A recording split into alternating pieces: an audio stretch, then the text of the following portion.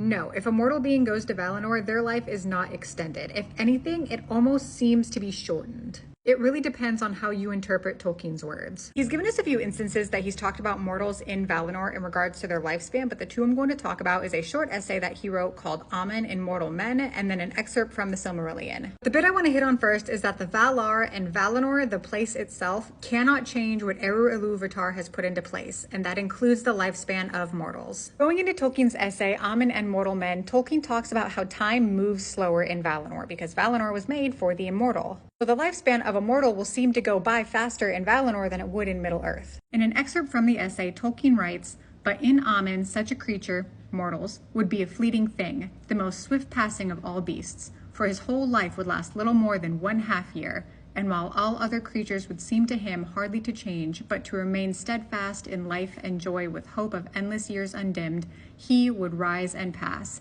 even as upon earth the grass may rise in spring and wither ere winter." To give some context as to how slowly time passes in Valinor, 1 Valian year equals about 144 solar years for us. So what would feel like a regular changing of the seasons for the elves in Valinor would be an entire mortal lifespan. So while we would be growing older and changing, they would be staying ever the same. However, there may be a different implication in the Silmarillion, depending on how you interpret it. In the Akalabeth, when the Númenóreans start to question why they can't go to Aman, elven emissaries tell them, "The doom of the world, one alone can change who made it, Eru Ilúvatar.